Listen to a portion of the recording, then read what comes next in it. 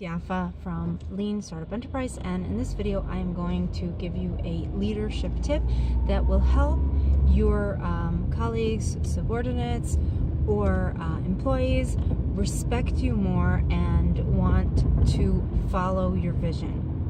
So let's talk a little bit about leadership and how can you get people to buy into your vision and basically to do what you think they should do or you want them to do. So leadership, really there are different models of leadership that we're not going to go into. There's the servant leadership, there's the Liayakoka, meaning you tell me how you think you should do your job type of leadership, and those are good models of leadership. And to me the best model of leadership is not fixed. I agree with the concept that leadership should be fluid and you should be able to draw on different types of leadership.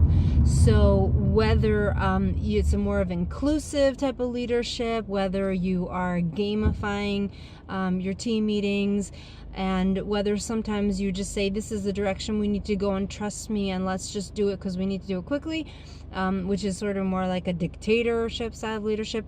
There are many different styles, different approaches to leadership, and to me they're less important, and the most important concept in leadership is flexibility and being able to adapt and use a type of leadership that is necessary to that situation. And sometimes it could even be letting somebody else lead because that's what's needed.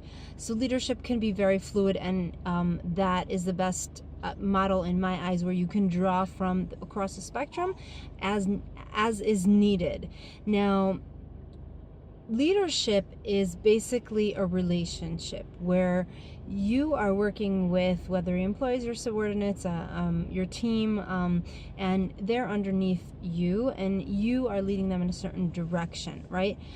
So the thing that you need in order to be a better leader is actually respect, meaning we're talking about a relationship here, and the more people respect you, the more they're going to be willing to follow you in your direction, whether you include them or whether you just tell them that the direction is, whichever model or style you naturally use. I think we can agree that if they respect you more, they're going to be willing to go in your direction. And how do you gain respect? So if you think of leaders that you admire, who have managed to, in their careers, lead a number of people in a positive direction, so you think about the qualities that they embody. And it could be that they maybe have a lot of charisma. It could be that they, I have a dream, Martin Luther King. They have a unique way of expressing themselves.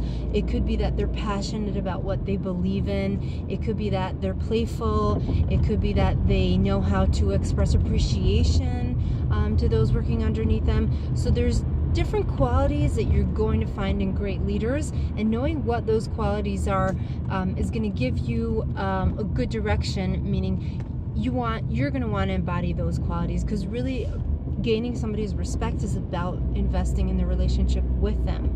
And when you know what you admire in great leaders, you're going to be able to emulate those qualities as well and see how you can apply them in your day-to-day interactions with your team or your staff.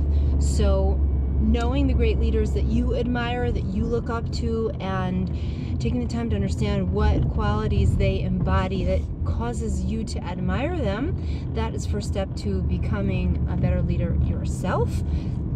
And talking about the relationship and how do you get people to respect you and agree to follow you in the relationship, that we will talk about in another video. It's just basically creating rapport, and yet really the first thing is think about who do you respect and why do you respect them, and that's going to give you an edge over why should somebody respect you and what qualities you're going to need to embody to become the best leader that you can be.